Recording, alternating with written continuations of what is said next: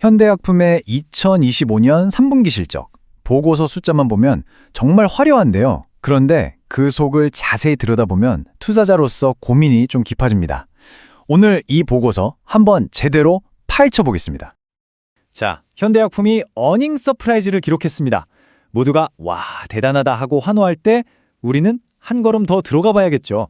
이 폭발적인 성장이 과연 계속될 수 있는 건지, 아니면 혹시 우리가 모르는 함정이 있는 건 아닌지 말이죠. 핵심은 딱 이겁니다. 한쪽에서는 이익이 엄청나게 늘었다고 축포를 터뜨리고 있는데, 다른 한쪽에서는 부채가 쌓여가면서 경고등이 깜빡이는 상황. 오늘 우리는 이 팽팽한 줄다리기에서 과연 어느 쪽으로 무게추가 기울지 한번 가늠해 볼 겁니다. 자, 그럼 먼저 이 놀라운 실적의 엔진룸부터 한번 열어보죠. 도대체 무엇이 이런 폭발적인 성장을 만들어낸 걸까요?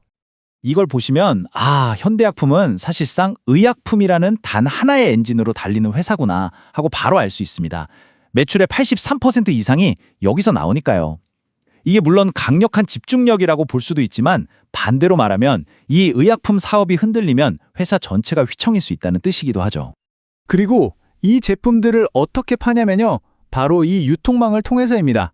병원, 약국, 도매상으로 이어지는 아주 전통적인 제약서의 모습이죠. 이게 안정적이라는 장점은 있지만 요즘처럼 유통 채널이 빠르게 변할 때 좀 느리게 대응할 수 있다는 약점도 분명히 있습니다. 자, 이 그래프가 바로 이번 보고서의 하이라이트라고 할 수 있겠습니다. 보세요. 작년 한 해 동안 번 돈이 1억 8천만 원인데 올해는 단 9개월 만에 무려 41억 원을 넘겼습니다. 20배가 넘게 뛴 거죠. 정말 놀라운 숫자인데요.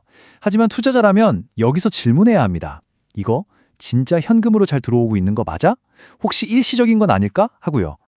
그러니까 결국 현대약품의 수익 구조는 아주 명확합니다. 매출도 이익도 전부 제약사업부, 여기 하나에 달려있다고 봐도 무방한 거죠. 이렇게 이익으로는 잔치를 벌였는데 과연 회사 금고도 두둑해졌을까요? 지금부터 재무상태표를 가지고 현대약품의 건강검진을 한번 시작해 보겠습니다. 작년 말까지만 해도 부채 비율이 97.8%였어요. 보통 100% 아래면 안정적이라고 보는데 딱 그 경계선에 걸쳐 있었던 셈이죠. 그런데요, 불과 9개월 만에 이 숫자가 104.4%까지 올라갔습니다. 100%라는 심리적인 저항선을 넘어버린 거죠. 투자자 입장에서는 하고 경고등이 딱 켜지는 순간입니다. 도대체 뭐가 부채를 이렇게나 끌어올렸을까요? 회사에서는 물론 괜찮다고 말합니다. 영업해서 번 돈으로 충분히 갚을 수 있다. 이런 자신감이죠. 하지만 우리는 회사의 말만 믿을 순 없잖아요. 직접 숫자를 확인해 봐야 합니다. 자, 재무상태표 한번 열어볼까요? 바로 이 두 숫자가 부채 증가의 핵심 범인입니다. 먼저 단기 차입금, 그러니까 1년 안에 갚아야 하는 급한 빚이 30%나 늘었고요. 동시에 재고 자산도 26%가 늘었습니다. 이게 뭘 의미할까요? 쉽게 말해 물건은 열심히 만들어놨는데 생각보다 안 팔려서 창고에 쌓여가고, 이걸 운영하려니 돈이 부족해서 급하게 돈을 빌리고 있다는 신호일 수 있다는 겁니다. 장부상 이익은 늘었는데 실제 현금은 오히려 마르는 이상한 상황인 거죠. 자, 이렇게 재무 상황은 좀 아슬아슬한데 그럼 미래는 어떨까요?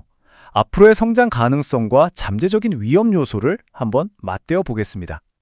이런 재무적인 압박 속에서도 현대약품이 미래를 위해 돈을 쏟아붓고 있는 곳이 있습니다. 바로 R&D, 연구개발이죠. 제약회사한테 R&D는 미래 그 자체나 다름없으니까요. 이 파이프라인을 보면요, 특히 후기 임상, 그러니까 거의 상용화 직전인 3상 단계에 들어간 순환기 질환 치료제들이 눈에 띕니다. 만약에 이 신약들 중 하나라도 성공적으로 시장에 나온다. 그럼 지금 우리가 걱정하는 재무 문제들을 한 방에 날려버릴 수 있는 말 그대로 게임 체인저가 될 수 있습니다. 회사가 모든 리스크를 안고 R&D에 투자하는 이유가 바로 이거죠. 하지만 신약 개발이라는 게 말처럼 쉽지가 않죠. 거대 제약사들과 피 튀기는 경쟁을 해야 하고, 또 원재료를 대부분 수입에 의존하다 보니까 환율이 오르면 원가가 바로 올라가 버립니다. 여기에 정부가 약값을 깎아버리면 수익성에 직격탄을 맞을 수도 있고요. 특히 저수입 원재료 의존도는 현대약품의 수익성을 언제든 위협할 수 있는 아킬레스건이라고 할 수 있습니다. 자, 이제 선택의 시간입니다. 여러분이라면 어느 쪽에 서시겠어요? 폭발적인 이익 성장과 미래 신약의 가능성을 보고 가자 하는 강세론에 베팅하시겠습니까? 아니면 이거 빚도 늘고 재고도 쌓이는데 너무 위험한 거 아니야? 하는 약세론의 경고에 좀 더 귀를 기울이시겠습니까? 그럼 이제 최종적으로 정리해 보겠습니다. 이 보고서를 본 투자자라면 앞으로 뭘 가장 중요하게 체크해야 할까요? 저희는 딱 이 세 가지를 핵심 체크 포인트로 또 봤습니다. 첫째, 이익의 질입니다. 장부사항 숫자만 보지 말고 이게 진짜 현금으로 잘 들어오는지 꼭 확인해야 합니다. 둘째, 부채 관리. 늘어난 빚을 회사가 감당할 수 있는 수준에서 관리하는지 지켜봐야 하고요. 마지막으로 R&D 마일스톤. 미래를 위해 투자한 신약 개발이 실질적인 성과, 그러니까 임상 결과로 이어지는지 계속 추적해야 합니다.